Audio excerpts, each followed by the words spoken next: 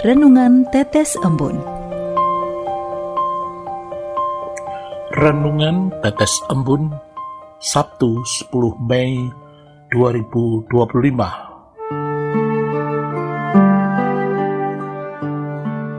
Kematianku di mata Tuhan.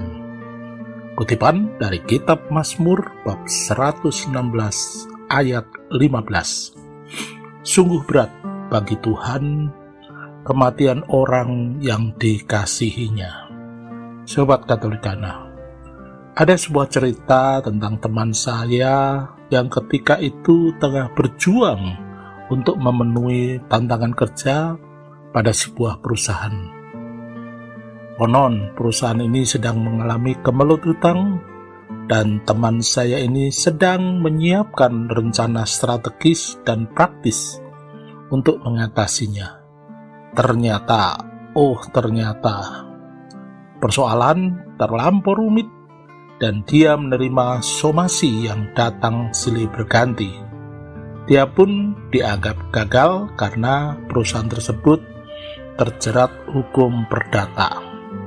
Suatu ketika saya bertemu dengannya pada salah satu tempat ziarah rohani di Jawa Tengah. Dia sedang ada di ruang adorasi dan berdoa dalam posisi rebah tertelungkup di hadapan sakramen Mahasuci. Awalnya dia berusaha menghindari saya. Namun, kemudian dia berkenan membagikan kisah hidupnya, masalah yang lain dia hadapi saat ini, yaitu dianggapnya sebagai musibah besar. Putra kesayangannya terancam hukuman berat karena kasus tertentu. Jika dilukiskan, pengalaman teman saya tersebut ibarat sudah jatuh tertimpa tangga. Sobat Katolikana, untuk sementara kita menghayati kebenaran penulis Mazmur pada ayat emas di atas. Penulis sedang menghibur dirinya sendiri di dalam kesusahan dan bahaya yang mengancamnya.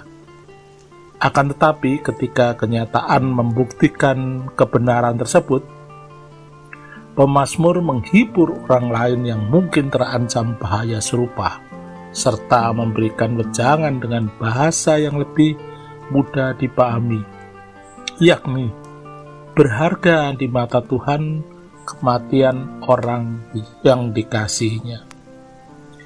Allah seringkali secara menakjubkan bagi orang-orang kesayangannya, sehingga dia bukan merasa kesulitan menghadapi kematian orang yang dikasihinya, melainkan bahwa kematian orang saleh atau orang benar atau setia kepadanya tidak dianggap remeh atau sia-sia di hadapannya.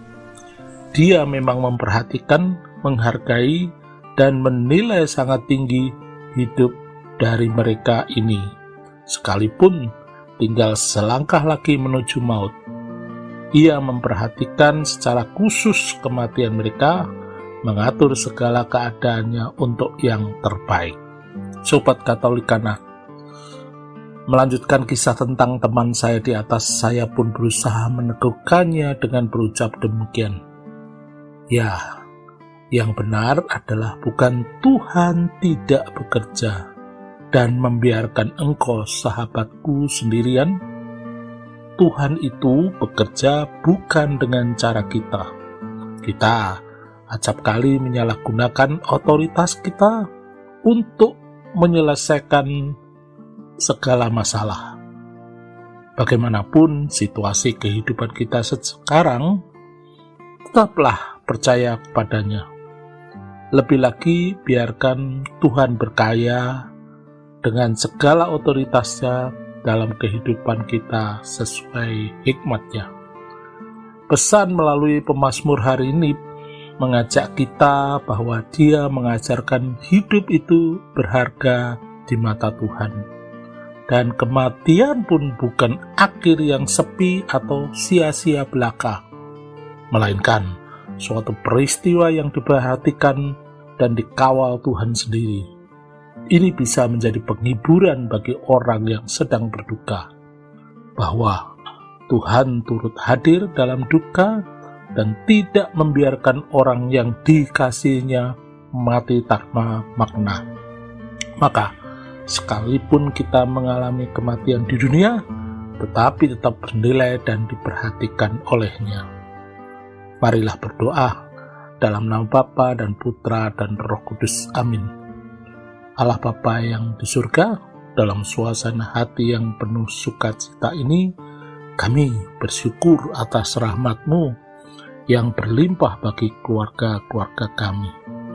Biarlah iman kami tetap berkobar-kobar ketika badai hidup melanda kami, sekalipun kami menghadapi cobaan berat dalam pergulatan hidup keseharian. Semua ini kami mohon dengan perantaran Kristus Putra-Mu yang bertahta bersama Diko dan Roh Kudus Allah sepanjang segala masa. Amin. Dalam nama Bapa dan Putra dan Roh Kudus. Amin.